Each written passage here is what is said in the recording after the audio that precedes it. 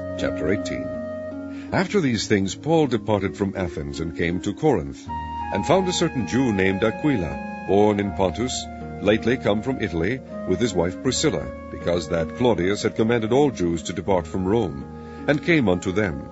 And because he was of the same craft, he abode with them, and wrought, for by their occupation they were tentmakers. And he reasoned in the synagogue every Sabbath, and persuaded the Jews and the Greeks. And when Silas and Timotheus were come from Macedonia, Paul was pressed in the Spirit, and testified to the Jews that Jesus was Christ. And when they opposed themselves and blasphemed, he shook his raiment, and said unto them, Your blood be upon your own heads, I am clean. From henceforth I will go unto the Gentiles. And he departed thence, and entered into a certain man's house, named Justus, one that worshipped God, whose house joined hard to the synagogue. And Crispus, the chief ruler of the synagogue, believed on the Lord with all his house, and many of the Corinthians hearing believed, and were baptized. Then spake the Lord to Paul in the night by a vision. Be not afraid, but speak, and hold not thy peace, for I am with thee, and no man shall set on thee to hurt thee, for I have much people in this city. And he continued there 1 year and 6 months, teaching the word of God among them. And when Gallio was the deputy of Achaia, the Jews made insurrection with one accord against Paul, and brought him to the judgment seat, saying, This fellow persuadeth men to worship God contrary to the law.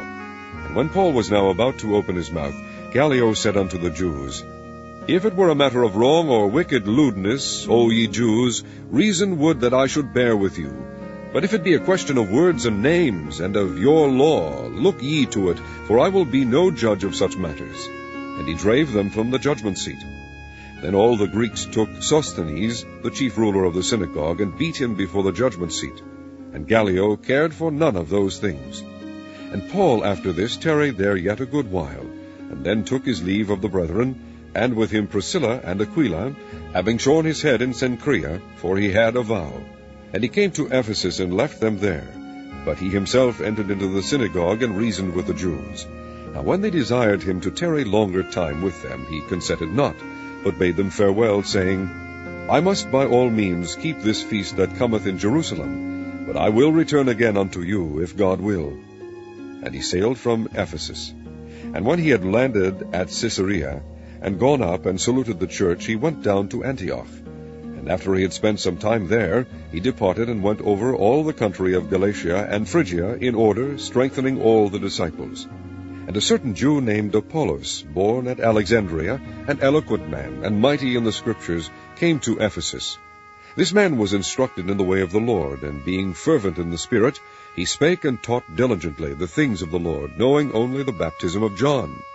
And he began to speak boldly in the synagogue, whom when Aquila and Priscilla had heard, they took him unto them, and expounded unto him the way of God more perfectly. And when he was disposed to pass into Achaia, the brethren wrote, exhorting the disciples to receive him, who, when he was come, helped them much which had believed through grace. For he mightily convinced the Jews, and that publicly, shewing by the Scriptures that Jesus was Christ.